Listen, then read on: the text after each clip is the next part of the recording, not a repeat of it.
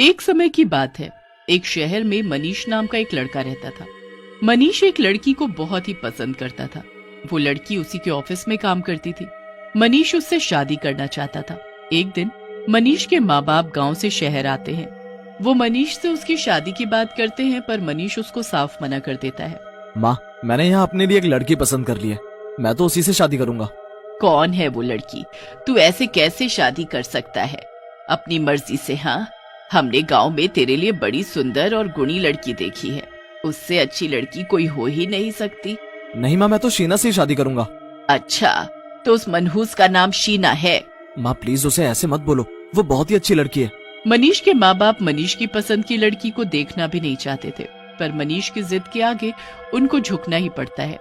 ठीक है, फिर उस लड़की के माँ बाप से हमको मिलवा। उसके माँ बाप नहीं है। तो कोई तो होगा, चाचा, मामा? नहीं, उसका कोई भी नहीं है। अरे भाई, ऐसे कैसे हो सकता है कि उसका कोई भी नहीं है? ये लड़की का कोई परिवार खानदान का तो पता हो। जब मैंने बोल दिया आपको समझ नहीं आता क्या? आपको हमारी शादी करवानी है तो करवाइए, वरना हम खुद यही मंदिर में शादी कर लेंगे। मनीष की ये बात सुनकर उसके माँ बाप को बड़ा दुख लगता है। उनके गांव में बड़ी इज्जत होती है। बस उसी इज्जत की खातिर वो मनीष और शीना की शादी को हामी भर देते हैं। बस उनकी एक शर्त होती है कि वो 2-4 महीने वहीं गांव में रहेंगे। मनीष ये शर्त मान लेता है। मनीष 1 महीने बाद शीना के साथ गांव पहुंचता है। मनीष शीना को घर के अंदर ले आता है। पता नहीं क्या दिखाई से इस लड़की में, इनकी जोड़ी तो बिल्कुल नहीं जच रही। मनीष के माँ बाप पहले से ही गुस्से में थे, क्योंकि वो इस शादी से नाखुश थे, और अब वो और ज्यादा गुस्से में आ जाते हैं। मुझे ये लड़की कुछ अजीब लग रही है, तू एक बार सोच ले बेटा। आपको तो पहले से ही शीना में कमियां दिख रही थी। आपको उसके अंदर की अच्छाई नहीं दिखती। आप हमारी शादी करवाना चाहते हो या हम वापस जाएं? नहीं नहीं, ऐसा मत करना, वरना हमारी बहुत ही बदनामी होगी। तुम यहीं रहो, हम तुम दोनों की शादी करवा देंगे। बस मुहूर्त के हिसाब से 2 दिन बाद मनीष और शीना की शादी हो जाती है। जैसे तैसे दोनों की शादी हो जाती है और दोनों घर में हंसी खुशी रहने लगते हैं। एक दिन शीना अपनी सास से बोलती है, माँ जी, आप मुझसे नाराज क्यों रहती हो? बताओ, मेरी क्या गलती है? नहीं बहू, ऐसी कोई बात नहीं है। शुरू में जरूर मैं तुमसे नाराज थी, पर अब ऐसी कोई बात नहीं है। अच्छा माँ जी, मैं बोल रही थी कि क्या हम छत वाले कमरे में रह सकते हैं? वहाँ क्यों? ये कमरा बहुत छोटा है तो मुझे बड़ी दिक्कत होती है।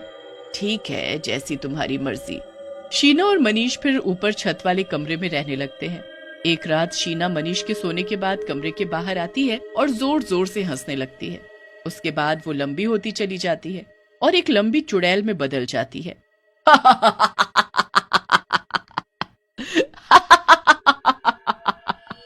हंसते हंसते शीना एक लंबी चुड़ैल में बदल जाती है। उसके बाद वो छत पर खड़ी होकर पूरे गांव को देखती है। गर्मियां होती हैं, इसलिए ज्यादातर लोग अपनी अपनी छत पर सो रहे होते हैं। शीना बड़े ध्यान से सभी छतों पर देखती है। उसके बाद वो एक हाथ से एक आदमी की चारपाई उठाती है और उसे दूसरे की छत पर रख देती है। उसके बाद वो एक बच्चे को उसकी माँ के पास से उठाकर दूसरी छत पर सो रही एक औरत के पास लिटा देती है। कितना मजा आ रहा है। अब आएगा मजा जब ये लोग सुबह उठेंगे। चुड़ैल पूरी रात सब लोगों को इधर का उधर कर देती है। उसके बाद वो वापस पहले जैसी हो जाती है और अपने कमरे में जाकर सो जाती है। सुबह फिर उसकी आंख कुछ शोर सुनकर खुलती है। शीना और मनीष दोनों उठकर बाहर जाते हैं तो देखते हैं कि गांव में भीड़ हो रखी है। एक औरत दूसरी औरत से लड़ रही है कि उसने उसका बच्चा चुरा लिया। कुछ लोग इस बात को बोल रहे हैं कि रात को वो अपने घर में सोए थे और सुबह वो कहीं और सोते मिले। किसी को कुछ समझ नहीं आ रहा था कि क्या हो रहा है। शीना सब देख रही होती है और धीरे धीरे मुस्कुरा रही होती है। मनीष की माँ जब शीना को ऐसे देखती है तो उसे बड़ा ही अजीब लगता है।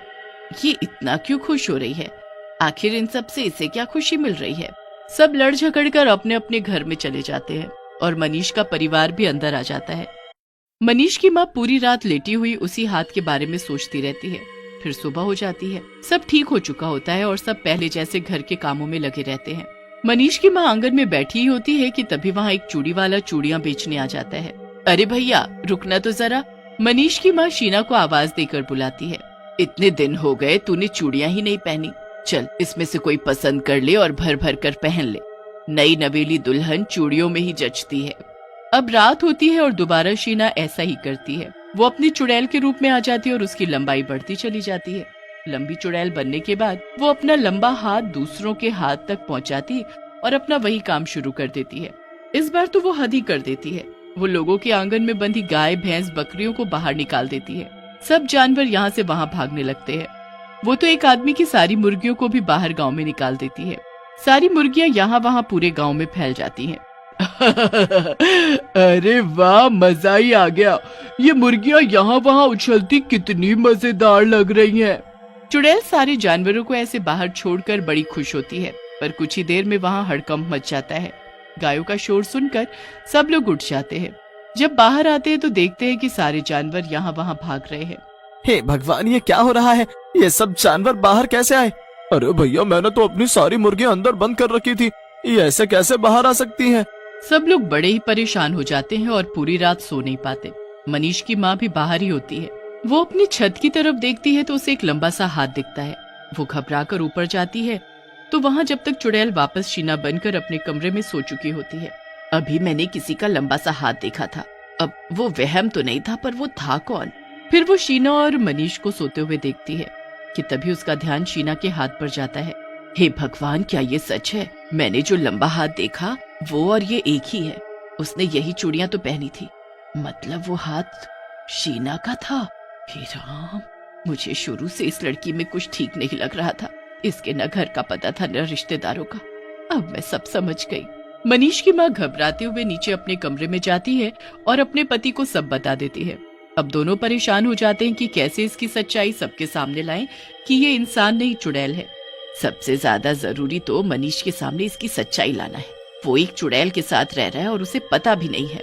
दोनों पूरी रात इस बारे में सोचते हैं और फिर एक तरकीब निकालते हैं।